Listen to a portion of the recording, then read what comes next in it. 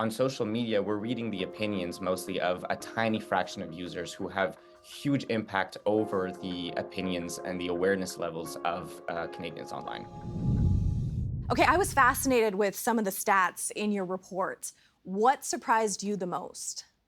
Yeah, I think that one of the most staggering facts of our report is that 100 users, 100 entities in our data set were responsible for about 68% of the posts, gathered 86% of the likes, and got 90% of the views on posts pushing conspiratorial narratives. So this is more to say that on social media, we're reading the opinions mostly of a tiny fraction of users who have huge impact over the opinions and the awareness levels of Canadians online. You said entities. Like, how would you define that? We didn't want to say accounts because, for example, a user might have 4 different accounts. Mm. The other thing is that not everyone online is, in fact, a person. And so we use the term entities to account for the fact that people and organizations have multiple accounts. So they're on all these different accounts. I'm curious as to where the conspiracy theories are showing up the most. It appears to be an X problem where we Hmm. found that on X, formerly Twitter, was responsible for about almost 93% of conspiratorial content of the posts, gathering up almost 99% of views and 70% of likes. Why do you think that is, Mika? I think that my intuition is that since Musk bought the platform, he's brought a lot of his political opinions, and people have migrated to X as and seen it as a sort of like bastion of alternative news that people might not get from mainstream news sources.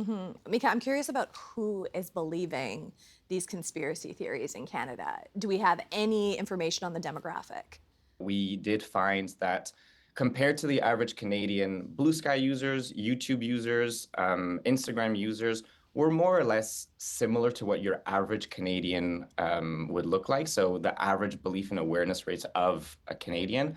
X users, on the other hand, were a lot more believing and a lot more aware of the various conspiracies. And is it men? Is it women? Is it both? Men are a little bit more susceptible to be both believing and aware, but we didn't find the differences to be as staggering as the uniqueness of X users, who are a lot more aware and a lot more believing than the rest of Canadian. Your report touches on the deep state. I was looking at election fraud, digital IDs. What is the impact of these conspiracy theories on Canadians? Well, we found that awareness levels did tend to be high. Belief levels were low, mostly between 8%, with the highest conspiracy theories gaining about 19 to 20%. So the one on gender indoctrination, that kids were indoctrinated with radical gender ideology in schools, or media elite collusion, that's mainstream media and politicians and political elites are conspiring to manipulate public opinions. Those are the ones where we saw the highest belief rates at around 19 and 20%, respectively. The fact that awareness levels are so high is in and of itself problematic. Mm. We know, for example, down south in the United States, there's been, recent measles outbreaks.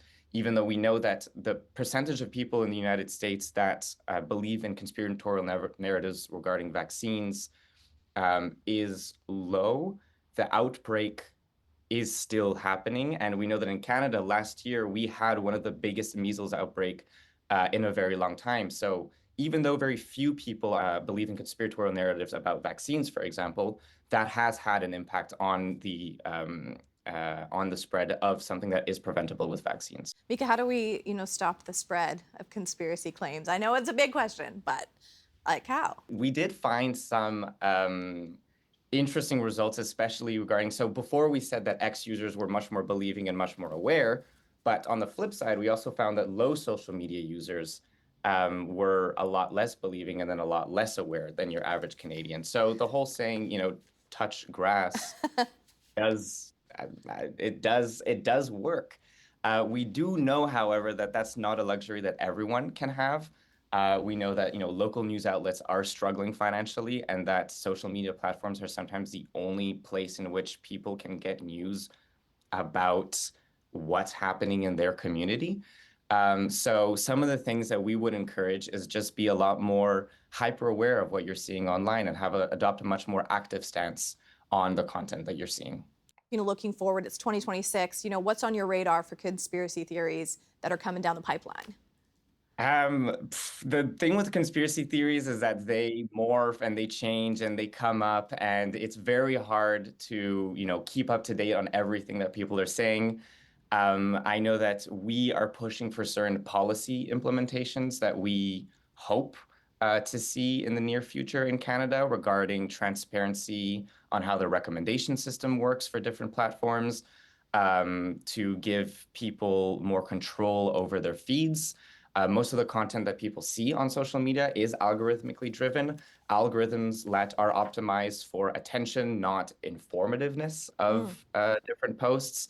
And we think that users should have control over how the content is organized for them. We reached out to X about claims that its users had the highest level of awareness and belief in conspiracy theories.